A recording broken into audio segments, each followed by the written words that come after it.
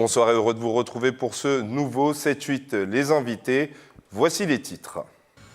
Nous ferons un point sur la plateforme en temps réel de recrutement Your Ready Job, lancée vendredi dernier. Le nouveau site lancé par une société de Morpa permet d'interagir en vidéo lors de votre recherche d'emploi. Nous en discuterons avec l'un des fondateurs, Christophe Margelli. Mais on débute ce 7-8 Les Invités avec le Civic Dating. Cette initiative qui se déroulera le 8 mars prochain au pôle jeunesse à Montigny a pour but de mettre en relation les jeunes et les associations dans le cadre du service civique. Pour en parler, Laurence Cousin, la directrice, Yveline Information Jeunesse.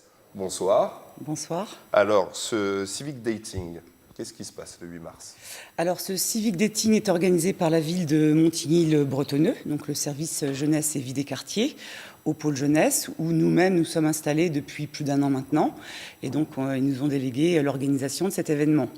Alors, le Civic Dating, c'est quoi ? C'est en fait la mise en relation, comme vous l'avez dit. Comme un speed dating ? Oui, exactement, mais pour des missions de volontaires. D'accord. Donc, ce sont des missions de volontariat pour des jeunes qui sont âgés entre 16 et 25 ans, public élargi jusqu'à 30 ans pour les personnes en situation de handicap et qui souhaitent s'engager sur une mission d'intérêt général. Il n'y a pas plus de conditions, Il n'y a pas de condition de diplôme, en tout cas, ça c'est la première chose.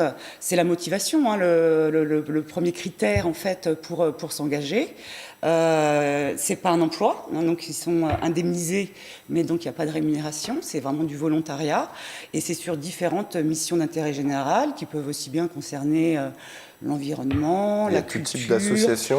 Alors pas que associatif, c'est vrai qu'on a dit association parce qu'on va recevoir principalement des associations. Ça peut également être des services de l'État, des collectivités, des fondations. Donc c'est ouvert au plus grand nombre. L'année dernière, il y a eu plus de 900 services civiques qui ont été faits. C'était quoi le... Sur le département des Yvelines, en fait, oui. C'était quoi le style d'emploi qu'ils pouvaient avoir ? Alors, c'est pas de l'emploi, mais c'est des missions. Des missions. En fait, alors, sur l'année dernière, effectivement, c'est la solidarité qui a été la mission la plus sollicitée. Le sport également. Et l'éducation, c'est les 3 thèmes qui sont ressortis. Aujourd'hui, cette année, on a déjà 300 volontaires engagés et l'objectif est d'avoir entre 600 et 700 jeunes en volontariat sur le département des Yvelines, sur des agréments départementaux. En fait, c'est la direction départementale de la cohésion sociale des Yvelines qui propose les agréments aux structures qui souhaitent intégrer des volontaires sur le département. Il y a 3 thèmes, solidarité, éducation et sport, c'est bien ça ? Non, ça c'est les 3 thèmes les plus sollicités, mais vous avez également, alors je vais regarder, donc je vous ai parlé de l'environnement, intervention d'urgence en cas de crise, tout ce qui concerne la mémoire et la citoyenneté, la santé, développement international et action humanitaire.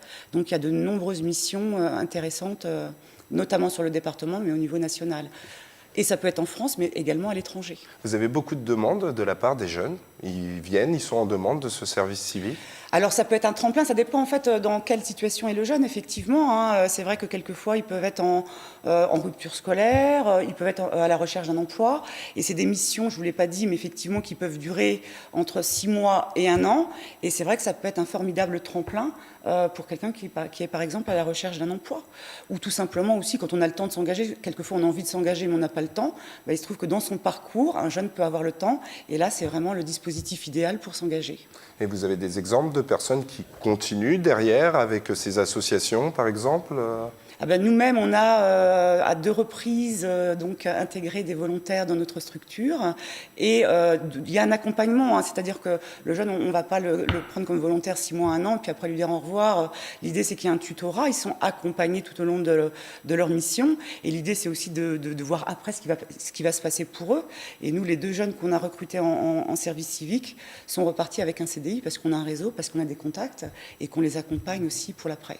Alors là, les associations viennent en gros recruter, on peut dire ce mot-là pour... Tout à fait.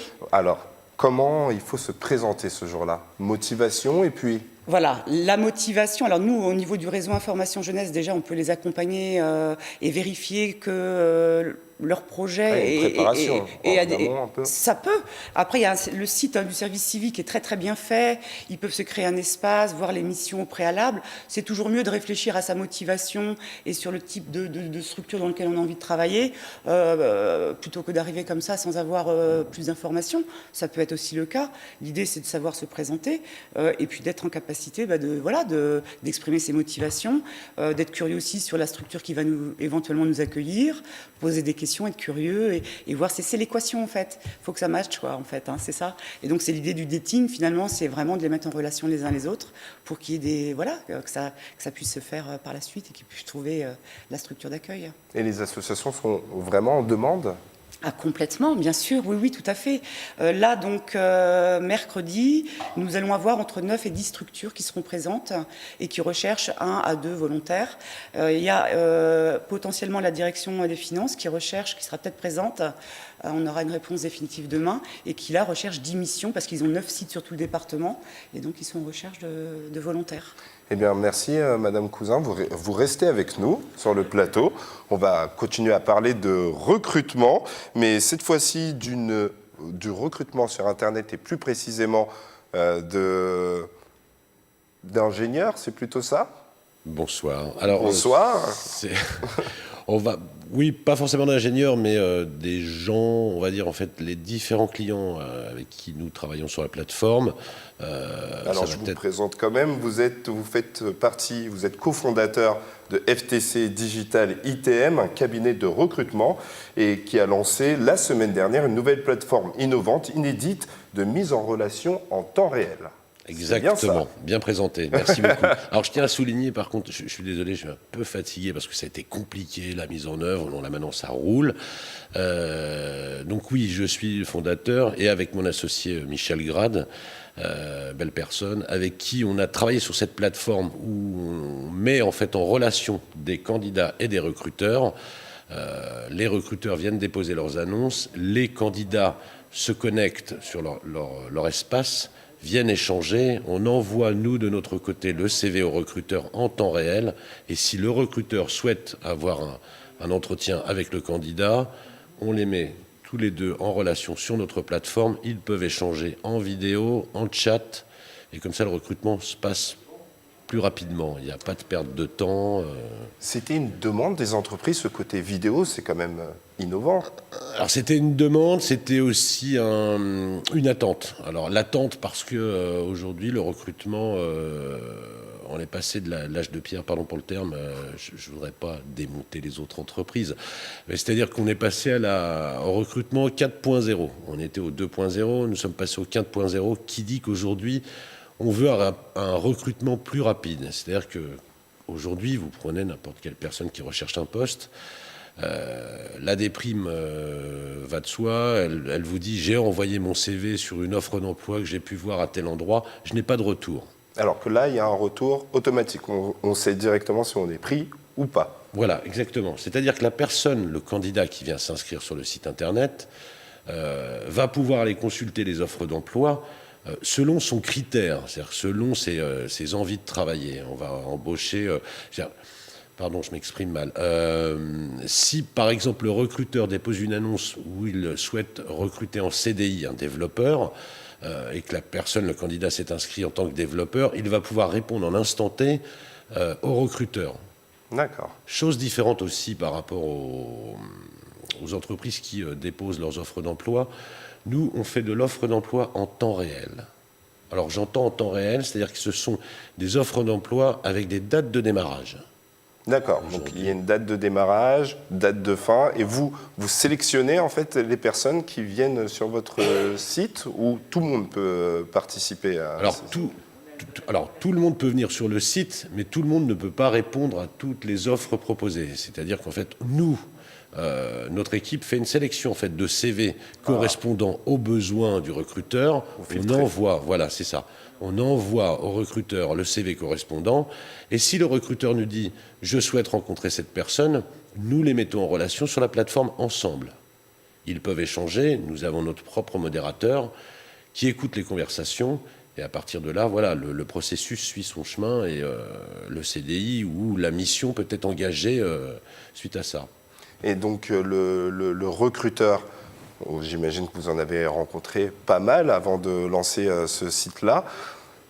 Il voulait ce côté vidéo, cet échange plus rapide avec, on va dire, les potentiels collaborateurs.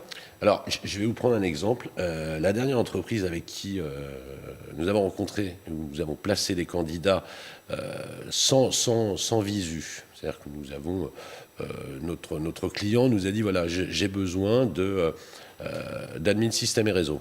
Est-ce que vous avez ça à me proposer? Est-ce que vous avez des candidats à me proposer? Nous avons proposé des candidats et nous leur avons proposé à eux, en fait, à notre entreprise avec qui nous travaillons, d'être le bêta-testeur de cette vidéo. Ils ont été OK et aujourd'hui, ils ont embauché 6 personnes grâce à l'intermédiaire de la vidéo. Ils étaient demandeurs de ce format, en fait. Ça crée en fait une proximité, c'est ça? C'est une proximité, c'est un échange qui est, on va dire, plus rapide, un échange qui est... Il n'y a pas de perte de temps aussi bien côté candidat et recruteur, et il n'y a pas de faux espoirs des deux côtés. Pas de faux espoirs, on est là, OK, ça match, tant mieux, ça ne matche pas, je peux voir une autre offre. Donc en gros, on doit être toujours bien apprêté, préparé à un entretien devant son ordinateur, si je comprends bien. Exactement. On peut être en pyjama, hein, en dessous. Ça pas, à la limite, on est en cravate et en chemise au-dessus. En dessous, si vous pouvez être en caleçon, il n'y a pas de... Voilà. Et alors, aussi bien des filles que des garçons. C'est-à-dire qu'on a eu aussi, sur un recrutement, là, on a recruté... J'ai un client qui a recruté 4 filles, 4 demoiselles dans le domaine de l'informatique.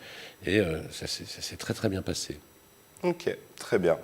Eh bien, je vous remercie. Merci d'être venu sur le plateau de 7-8 Les Invités. C'est la fin de cette émission. Merci de nous avoir suivis et surtout, bonne soirée à tous.